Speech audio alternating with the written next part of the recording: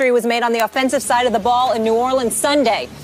Drew Brees and Eli Manning combined for a single-game record, 13 pass TDs, and combined for 101 points. Basketball score tied for the third most points by both teams in NFL history. Stephen A., what was your takeaway from that ridiculous shootout? Honestly speaking, my takeaway from the game, the first thing that came to my mind was both defensive coordinators should be forced to fly commercial home. They shouldn't be allowed. I thought you were going to say they should be fired. No, okay. Because, I mean, obviously they ain't giving up 52 every week or 49 every week. But both defensive coordinators, Spagnuolo and, of course, Rob Ryan, should not even have been allowed. In Spagnola's case, don't even get on a team plane. In Rob Ryan's case, you know what? Just make him walk home. I mean, it's like literally you literally owe your owners a check for this week, you know, because you clearly didn't show up on the job unless you apply for vacation and you tap it onto your vacation. You did nothing. There was no defense. I mean, the Giants' defense yesterday was so embarrassing. I mean, how many times did Drew Brees throw a touchdown? I know he had 7 touchdown passes, but how many times did he throw a touchdown pass? And you literally saw the Giants' defense looking around at one another like, what happened? You were supposed to be there. You were supposed to be. I mean, it's almost like they didn't show up to work. They just showed up in New Orleans for a game. And then the next thing you know, this kind of stuff happens. Of course, Drew Brees was sensational. Eli Manning showed up. Odell Beckham Jr. had a 100-yard-plus game. He showed up. We see what was happening here. But there was literally no defense. It looked like a Big 12 game for crying out loud. No defense whatsoever. And by the way, Tom Coughlin should be ashamed of himself, too. This man has a defensive background. This man has credentials. He's a 2-time Super Bowl champion. And talk about the identity of the New York Giants. When they won Super Bowls, it was all about their defense. With Parcells, with Tom Coughlin, okay? Led by Strahan or Justin Tucker or these boys. It didn't matter. You saw a defense. Never in my wildest dreams did I think we'd see a big blue team that was so god-awful defensively. I don't care who's hurt. I'm not even going into all those semantics. How could you look that bad? They were atrocious to the point where it doesn't even make sense to me to talk about a Drew Brees or to talk about an Eli Manning because it really, really, really doesn't matter. This Giants team that I saw ain't winning the NFC East. It's not happening. You got to be able to play defense. It's now, to me, after yesterday's performance, it's back to being about Dallas and Philadelphia, more so Philadelphia than Dallas for obvious reasons, which we'll get into a little bit later. But in the end, the Giants, I don't care about their 4-4 record. I don't care about the fact that they're in first place. You can't play defense like that and win. That was just embarrassing. That's all I took from it. I just sat up there and watched. It's like, this is not an NFL game. And if it were college, you're excited about it. But there's something about it being an NFL game that just turned you off. That you looked at the NFL and you literally said to yourself, these are supposed to be professionals. How do you look? Even when New England dropped 50 on Jacksonville didn't look like that. You know, you just got methodically picked apart by a clearly superior team.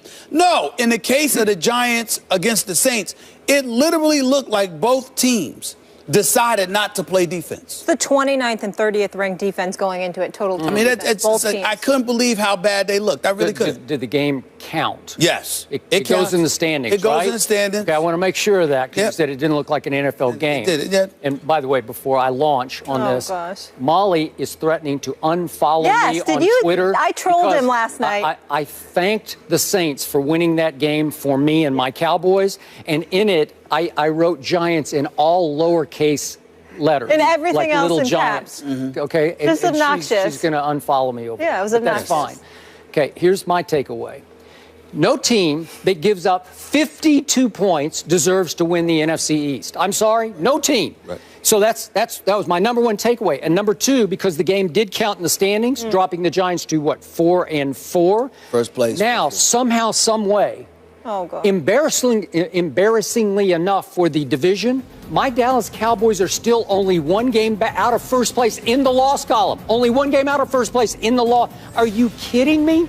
And, my other takeaway was that the ultimate new accident waiting to happen in pro football is your New York Giants. How did they lose that opening game at Jerry World? And then follow that up by a loss. And they lost to the Falcons. And the Falcons are starting to get exposed as just pretty good. Not great, not dominant. They're just pretty good. They lost at home to Tampa. They almost lost at home to the Redskins. Remember that? So they're getting exposed. Yes. They're coming back to earth quickly. And yesterday, the New York Football Giants managed to blow this game on a face mask penalty by the punter. By the punter. By Brad Wing. The punter. Here he is. He gets a face mask as the ball is fumbled forward. This is Cowboys-esque. This is Cowboys-esque. This is old Cowboys. Previous Cowboys-esque. These are the Cowboys you used to laugh at, scoff at, ridicule for being the accident waiting to happen. And now it's Brad Wing.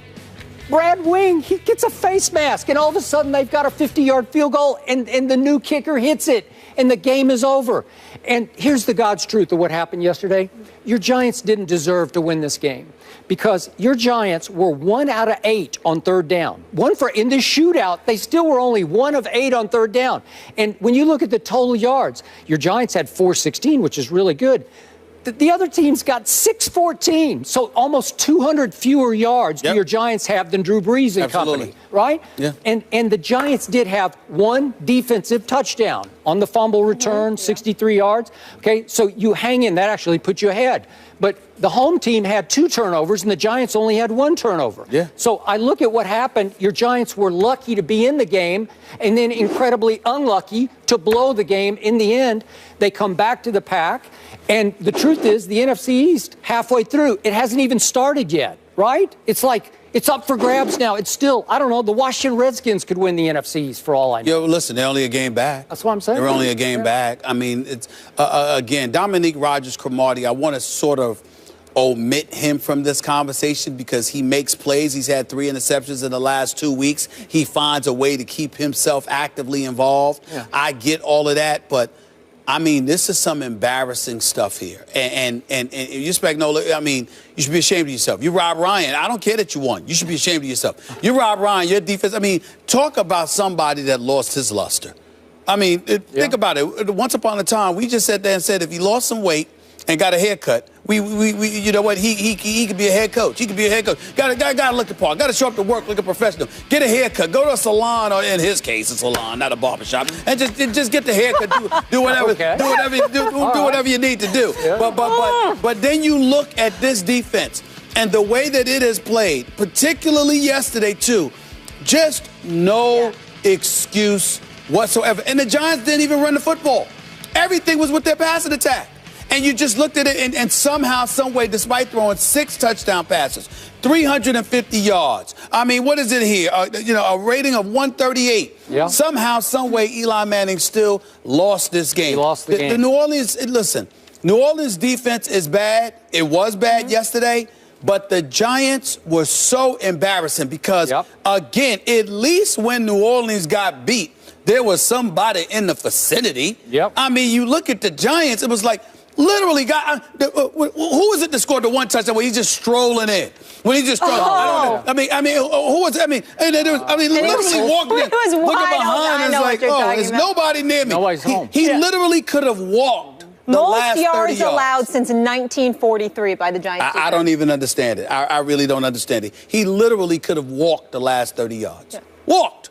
Was that fun for you? Did you enjoy that? Great time. That was my great moment of the day. Yeah. How about those Cowboys? We'll talk about Colston. them. Colston. It was Colston. Yeah. I'm just saying. I just looking at him. He's like he couldn't believe how wide open he was. Yeah. It was just embarrassing, man. And like I said, it's an NFL game. You don't anticipate seeing something like that. That was just bad. Okay. As long as we don't have to talk about the Cowboys today, I'll be happier. Right. Of course we're talking about the Cowboys today. Of course. Oh, well, I'll lay out of this one. Right. I'll let Stephen A. handle it. Please. The NFC is looking like the AFC South. It's bad. Right. In a battle of Skip and Stephen A.'s Super Bowl team,